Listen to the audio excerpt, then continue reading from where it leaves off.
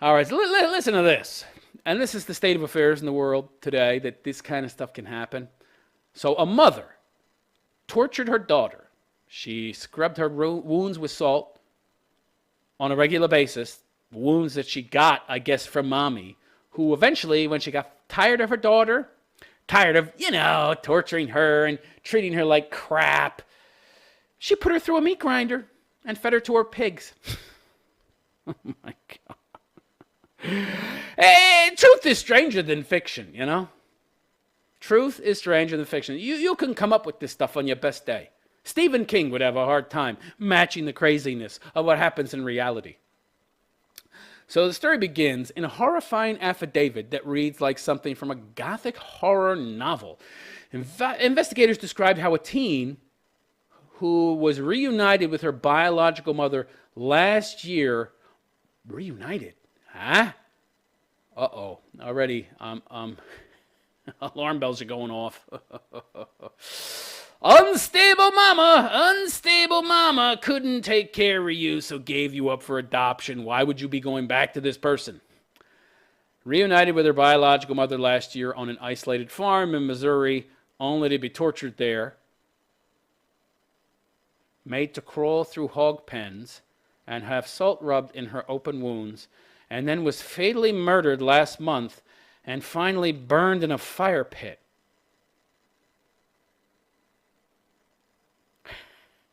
I'm speechless. Well, obviously not, but close to speechless.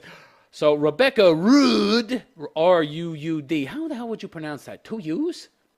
Rude, 39, has been arrested and charged with the torture, murder, and mutilation of her 16-year-old daughter, Savannah Leckie.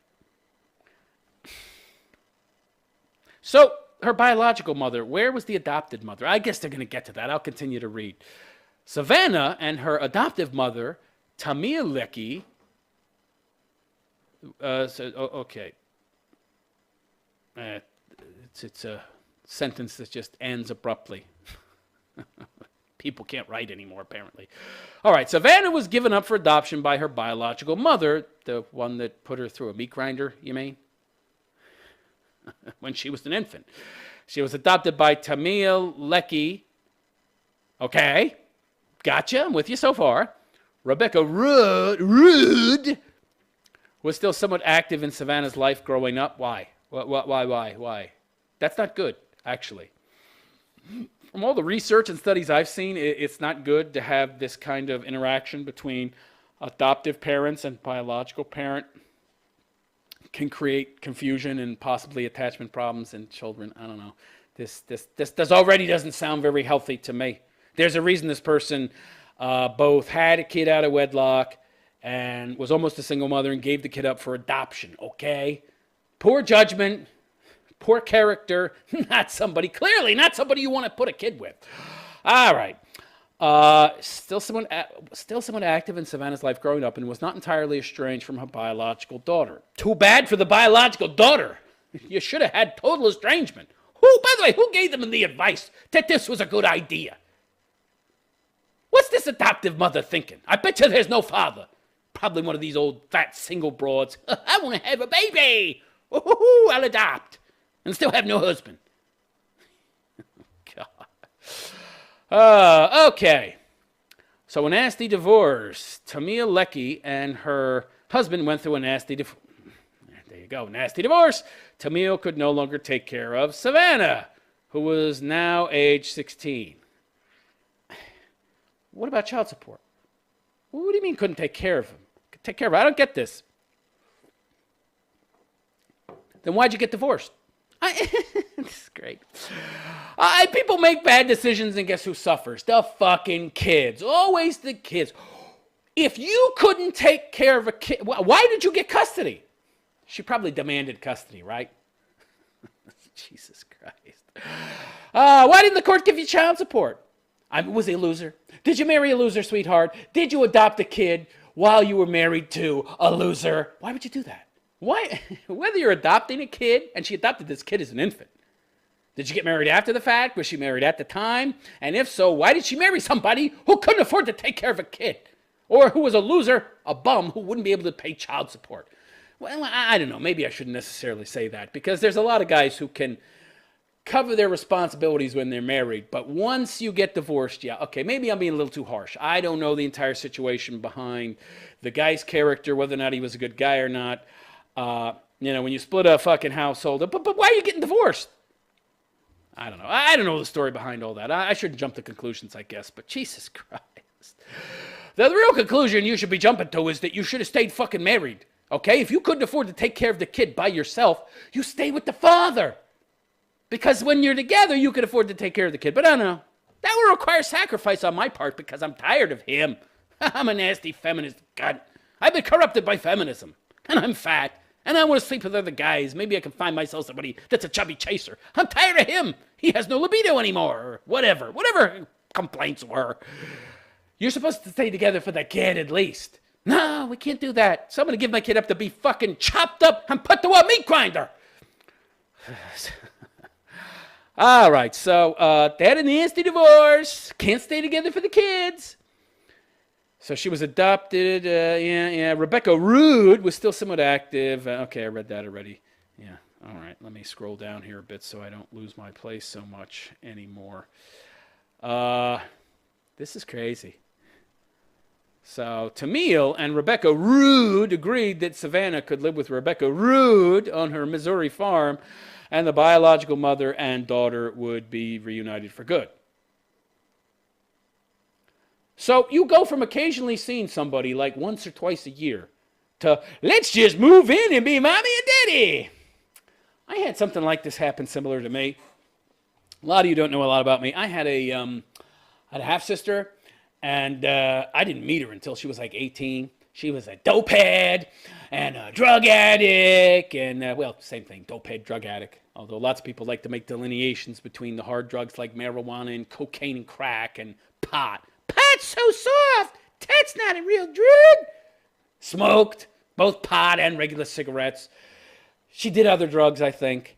I mean, she was high as a kite most of the time. And, she moved in with us when she was 18. Never met my mother. Just out of the blue pops up. That's crazy. Crazy. It turned out they lived like 12 miles away. The whole time I was growing up. Didn't even know it. So maybe they did meet. I don't know. I don't think so, though. But who knows? I really don't think so. I could be wrong. Whatever. But came to live with us, and it was a nightmare. Total nightmare. Although, my mother handled it better than this broad. Didn't chop her up and throw in a meat grinder. But yeah, this stuff doesn't work out. That's crazy. So yeah, she agreed that Savannah could live with Rebecca Rood on her Missouri farm. And the biological mother and daughter would be reunited. Rebecca Rood's farm. Well, Rebecca was a truck driver. A female truck driver. And volunteer firefighter. Oh boy. So she gave a kid up for adoption. Radical feminist, never had any kids after that. Truck driver, volunteer firefighter. Sounds like a lesbo. Anyway, she lived on an 81-acre farm near Theodosia, close to the Arkansas border. White trash to boot. Miles from the nearest paved road. Oh, boy. In photos on Rudd's Facebook feed, life after reuniting with her daughter appeared idyllic. Yeah, it always appears that way to outsiders, doesn't it? People who are abusive and wacko scumbags. How about that John Wayne Gacy? He did fucking parties and with kids and was a fucking clown and painted fucking weird clown pictures and shit. Oh, he was such a wonderful man. All these nut jobs put on this fucking facade of normalcy. Yeah. It's so idyllic. Yeah, Not so much. So, a lot of pictures with baby goats, pretty dresses, reports the Washington Post. So, Missouri mother, so what she did was tortured her daughter. Ooh, yeah. I'm confused. Where was the adoptive mother? While all this was going on, I would assume, well, maybe I could be wrong, considering that the adoptive mother and the biological mother were on speaking terms and seemed to be buddies. They could be a lot alike. Maybe she experienced abuse in her prior household, so didn't find it all that unusual, or maybe even thought it was normal to be abused in her new household. Maybe that's why she didn't say anything to her adoptive mother. But I mean, if this was happening out of the clear blue, she'd never been abused, had a normal childhood growing up, I would think she would say something to her adoptive mother. Hey, adoptive mama, she's wounding me, and then rubbing salt in the wounds. Do you think that's normal? I'd be freaking out. I'd find some way to get my kid out of that situation that I put him into. So Rude's ex-boyfriend testified that he saw Rebecca force Savannah to crawl through muddy hog pens and wade into a murky pond. He also saw Rudd spray Savannah with a hose as punishment. It's not all that bad. Savannah was diagnosed as having ADHD, made-up disorder, no such thing, and Asperger's, maybe, I don't know. When she was a little girl, Rebecca began to complain to Tamia Leckie that Savannah, Tamia Leckie, the adopted mother, was too destructive and was constantly breaking things.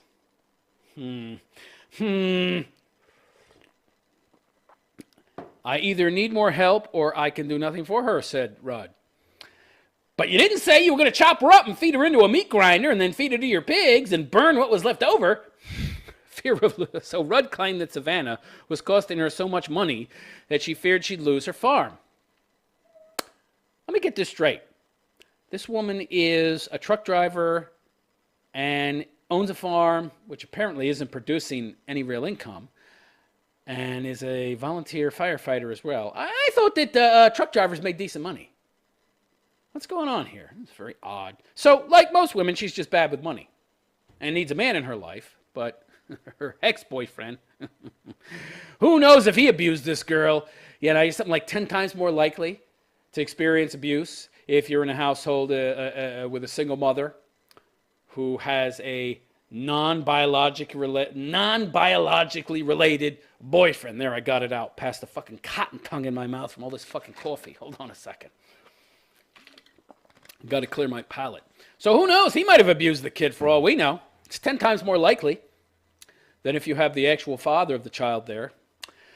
Oh boy, oh boy, oh boy. This is such a sad story. All right, let's see what was so horrible that she had to be chopped up and fed to a meat grinder and then fed to the pigs.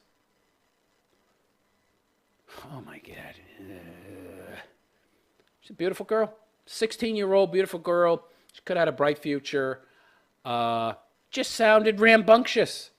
Always breaking things. Like what? Oh, yeah. You broke my Hummel, bitch. I got to chop you up and feed you through the meat grinder. What the fuck? I guess that the biological mother has never heard of proportionality when it comes to punishing your kid. Broke a Hummel, get smacked on the wrist.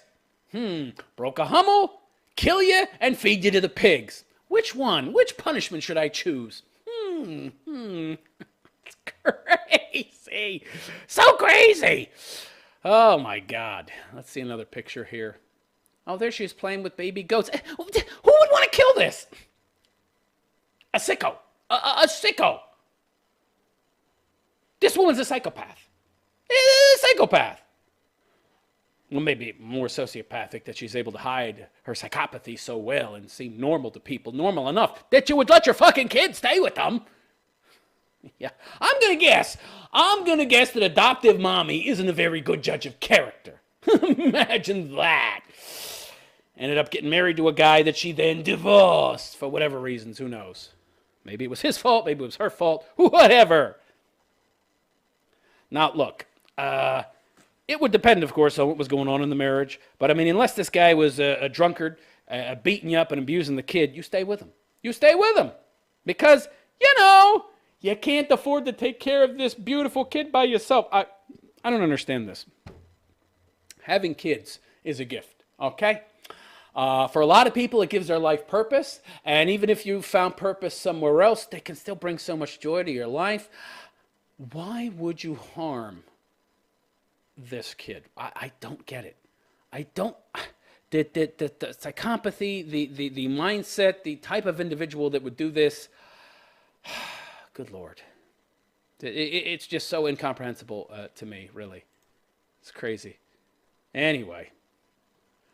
So, she's afraid of losing her farm. She claimed it was costing her too much money. Yeah, kids cost money. You agreed to take care of this kid.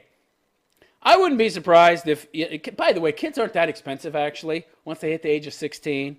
I mean, yeah, when they're babies, yeah, it costs a lot of fucking money. You're having to buy them new pairs of shoes every 2 or 3 months. It's fucking expensive, not to mention diapers. Oh my God, diapers cost a fortune. Even if you breastfeed. I mean, you should really breastfeed. It's best for the kid's IQ. You could be talking 4, 5, 6 IQ point difference. That could make a big difference, right? Excuse me. But yeah, when kids are very young and they're growing like crazy, they're very expensive. Not to mention the tons of protein, and protein ain't cheap, right? Well, she's on a farm though, right? Slaughter a few pigs. What are you complaining about, bitch? But at the age of 16, what are they costing? Some food? $100 a month? $150 a month in food? Woo-hoo-hoo. Big fucking deal. A new pair of shoes every 6 months or a year. That's not a lot of money. This bitch must have been on some hard fucking times. Couldn't she apply for welfare? I don't get it. There's tons and tons of public assistance out there, okay? Not that I approve of it, but it's there. And if you're irresponsible enough to end up in this situation, I would prefer you going on welfare than chopping your kid up and feeding it to your fucking sows, okay? I prefer that. Let's keep this girl alive. No, she costs too much. I've never heard of welfare. Let's go get the axe. Yeah, she said that she couldn't take care of Savannah and she was draining all of her resources. Yeah, so don't give her back to the adoptive mother, just chop her up. And then what? Don't you think the adoptive mother who raised her for 16 years is going to be wondering where she was? What are you going to do? Claim she ran away? What's the adoptive mother going to say? That's not quite in her character. I don't think that's what happened. So, Rudd also told police that Savannah had once deliberately cut her own arm in a suicidal gesture, according to the complaint. To punish her, Rudd poured alcohol and salt on the wound twice a day and rubbed it in until the scabs came off. This is very odd. Very odd. I get the feeling that this girl had problems well before she moved in there. I also get the feeling that the adoptive mother and the biological mother has some things in common. A sadistic streak, maybe some psychopathy, maybe they're both psychopaths, or maybe the adoptive mother is at the least borderline. So, yeah, she probably experienced some kind of abuse while living with her adoptive parents, which is why she would have such a high level of tolerance for it and wouldn't complain or say something to somebody. Because if you're in a normal environment, right? It's normal. Hi, Mommy. I got home from school. Hello, darling. How are you? Peck on the cheek, make you a sandwich. Would you like a snack, darling? I'm imagining fucking Leave at the Beaver house here, uber normal. No, I'll do my homework, Mom. Then Dad gets home. Hi, sweetheart, he says to the wife. Hello, honey. Daughter comes running down the stairs. Hi, Dad. Hello, honey. Big hug. Then they have a nice dinner. Nobody diddles anybody. Nobody smacks anybody in the face. Nobody fucking pours salt into their wounds. If you grew up in a normal household and then you end up somewhere where somebody is fucking rubbing salt into your wounds and torturing you, you're probably going to think that's abnormal and say something. So the fact that nobody knew about this until she was, found in little bits and pieces in the cow, the pig pen, as it were, ground up by a meat grinder, that tells me that she had experienced abuse probably from a very early age, and to her it was normal, and hence why she never said anything to anybody. Very odd. That is so sad. Oh my God. How could anybody do something like that? I just, it's crazy, isn't it? Crazy. What's even crazier is that this woman thought she could get away with it, right?